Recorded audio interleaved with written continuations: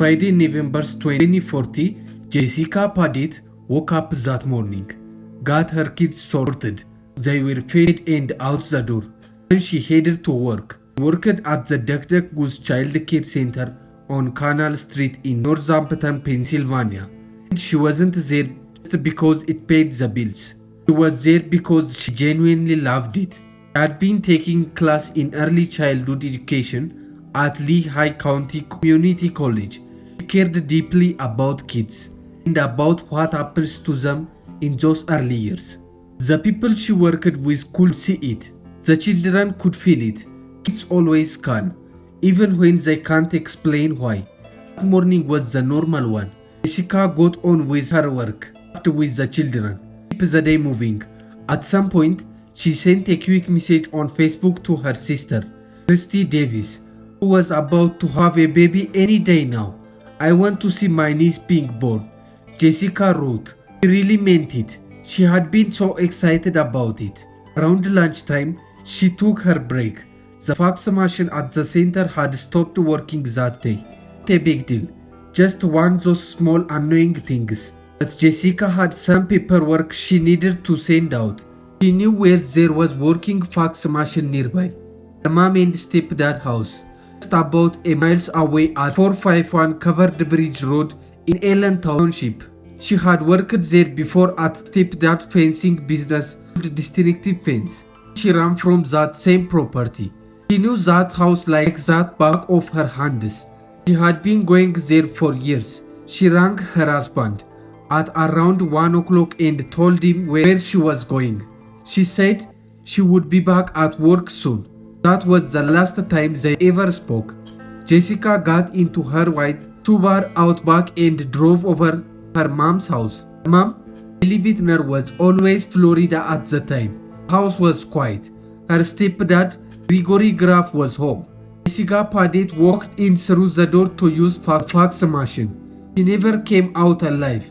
Jessica Padet was born on December 15, 1980, in Allentown, Pennsylvania. She grew up in Whitehall Township, a close-knit working-class area just north of Allentown.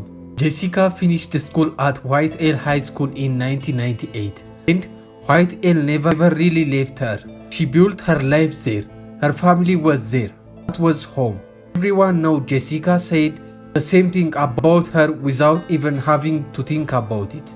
She was warm. She was full of life.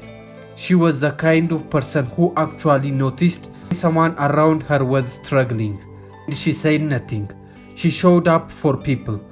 Not because anyone told her to, but just because that was who she was. Her kids meant everything to her.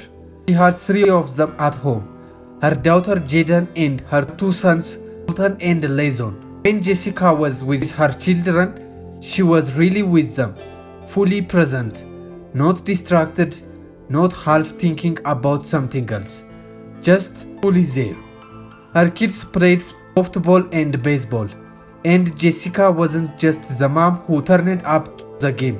She was the mom who was really there, caring, involving, making it matter. By all accounts, life was going well for her at this point.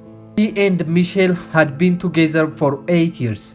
On August 1st, 2040, just over months before she went missing, she had finally got married. People who loved her said she seemed happy in a way they felt solid and real. Not the kind of happy that all over the place. The kind that calm and steady. Because you have built something good with someone who truly knows you. Stepdad, Gregory Graph, had been part of her life since 1997 when he married her mom Danielle. Jessica was around 12 at that time. She had known him for 70 years. The local paper, The Morning Call, would later describe him as someone who had been like a second father to her. And that's exactly how she treated him. She trusted him in the way you trust someone who has always just been there for you years after year. Someone who has been part of your life since you were a teenager. She had worked for him. She drove over to his house on her own without a second thought. There was no reason for her to be scared. None at all. What makes this so painful to sit with is that Jessica did not make a mistake. She did not take a risk. she did something completely normal and completely reasonable. Popped over a house she had been to hundreds of times to use a machine she had used before with a man she had known for half her life. Wasn't being careless. The trust she had in Graph had been built up slowly over 70 years. He had never once done anything to make her doubt about it. The fact that ended the way it didn't doesn't mean she was wrong to trust him. It means what he did was even worse. He knew how much she trusted him, and he used that trust to get her through his door. When Jessica didn't come back to work that Friday afternoon, her co-workers knew straight away that something was wrong. She wouldn't just not go back to work. Her Christie later told NBC 10, and that was the truth of it. Jessica was not the type to go quiet without warning. She was not the type to just drop off the radar. If she said she was coming back, she came back. Simple as that.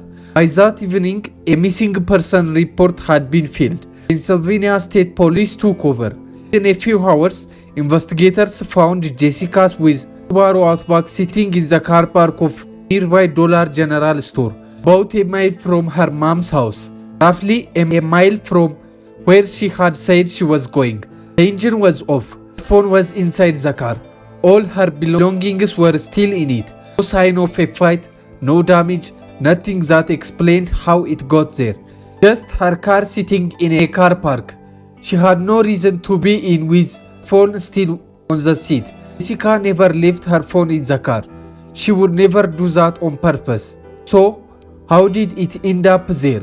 On Sunday, the 23rd of November, Northampton County District Attorney John Morgan was speaking to reporters. Criminal investigation was underway. He said the case was moving forward very quickly.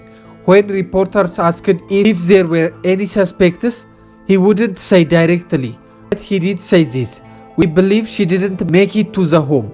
In the days that followed, thousands of people shared posts about Jessica on social media. Search teams got organized. Flyers went up all across the Lehigh Valley. The community pulled together fast, the way communities to do when they lost someone who meant something to everyone around her. Investigators started digging through the bunch of CCTV footage. While combing through the videos, they spotted something odd. Jessica's car drove into Dollar General parking not long after she should have been back at work. But here is the weirdest part. The person who got out wasn't Jessica. It was a man. He bent down by the car for a bit, then walked right into the stores like nothing was off. Not long after, a small truck pulled out of the parking lot. That's when things started to make sense for the investigators. The truck had a logo on the side. Once they enhanced the video, they could see it clearly. District fencing company owned by Graph. Gregory Graph was one of the people police spoke to in those first few days. And something about what he said didn't sit right. His story kept changing. Not in a big obvious way. Not the kind of things you notice immediately. It was more suitable than that. Small things that didn't quite line up when you compared them. The kind of things detectives write down quietly and come back to. Morgan later confirmed that it was those inconsistencies in Graph's early interviews that kept pulling investigators back to him. When they looked closely at what he had told him, just didn't hold together. On Wednesday, November 26, 5 days after Jessica had gone missing, police confronted Graph with what they had found. He confused. Graph told the police he would ask Jessica to come inside and help him with the Peter issue. When he was confused what he wanted, shot her from behind. Confused, hiding her body somewhere on the property. That was enough for officers. Well, breaking news right now. And it is tragic news from Northampton County. A woman who has been missing since last week has now been found dead. Jessica was found buried behind a shed at 451 Covered Bridge Road, the same place she had driven to on her quest to send a fax. She walked into the house without hesitation. He was safe. She trusted him completely and destroyed that trust in the worst way. Details just keep getting worse. When When investigators checked Graph's computer, found videos he made himself. Graphic footage of him sexually abusing Jessica's body after he killed her. There were 8 separate recordings spanning about 2 hours. Morgan, the DA, this was the real motive. Graph admitted it. On November 28, Morgan went public. The evidence made it clear. Neuroglia was Graph's main motive. The motive here was a sexual assault motive. There is definitely a sex angle to this crime. He murdered his own stepdaughter, the woman who called her second dad. Showed up for him without a second thought, just so he could use her for those horrific acts. It is almost impossible to wrap your head around. Why would anyone do that to someone they trusted? After the arrest, Jessica's family released a statement. We are devastated by the loss of Jessica. She was a beautiful, brilliant young woman who was beloved by her family and friends. The world shines less bright today. You can argue with that. This is one detail in how this crime was carried out that needs more attention than it got. Morgan confirmed that investigators believe Graph drove Jessica's car to the Dollar General parking lot himself after he killed her, and then went back and picked up his own car, which he had already left parked there before she even arrived. His car was in the parking lot before she knocked on his door, before she walked in. Before any of it happened, he had already put it in there in advance. It is not the behavior of someone who suddenly lost controls. That is planning. That one fact alone takes apart the entire something snapped argument that his defense team would try to use at trial. When a man has already hired his getaway car down the road for his daughter's turn up for a visit, that is not a snap decision. He had already decided what he was going to do. A few days after Jessica's body found, Gregory Robert Graph, who was 55 at the time, faced criminal homicide charges and landed in jail without bail. Pretty soon, they tracked on more charges: abuse of a corpse, and possession of marijuana with intent to sell, because police found a large stash on his property. Now, the Pennsylvania abuse of corpus is only a misdemeanor. Morgan, the district attorney, made sure everything understood that. Since Graph messed with Jessica's body after she had already died, not before or during the murder, the harsher law didn't apply. The detail actually mattered a lot. It means prosecutor couldn't push for the death penalty just based on that charges. Graph was looking at a life in prison, but he was not going to be executed. Investigator pieced together what happened that Friday afternoon using Graph's confession, forensic evidence and video footage. Morgan laid it out, and later everything came up against at trial. Jessica showed up at the house on Covered Bridge Road, sent her facts, and helped Graph work on his computer. That's when he put a .22 caliber semi-automatic pistol to the back of her head and pulled the trigger. After the murder, Graph moved her body to a back room, put a trash bag over her head, and filmed himself. Minutes later, CCTV caught Graph driving Jessica's car over to nearby Dollar General, the same parking lot where police would eventually find her vehicle with her phone inside. He then headed back to his own car, which he would left waiting. All the while, people in Northampton and Whitehall towns were searching for Jessica, coming together, lighting candles.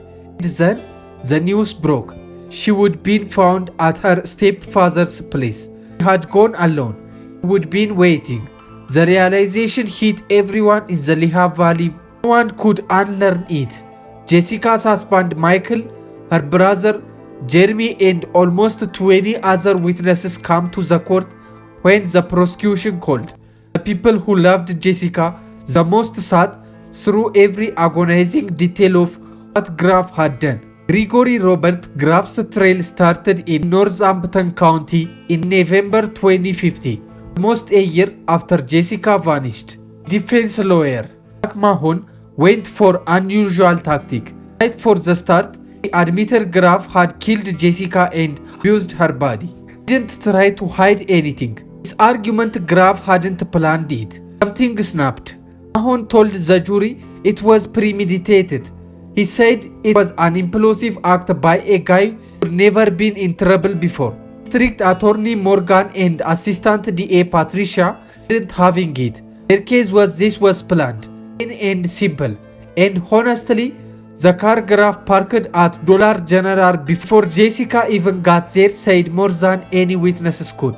The trial moved fast. Nearly 20 witnesses testified. Forensic evidences came out and Jessica's husband Michael spoke. On the third day, the jury was shown the video footage around 7 times, stitched together for 8 recordings Graph made over about 2 years. The screen was turned away from the people sitting in the courtroom, so all they could do was listen. You could hear Graph's voice saying awful things.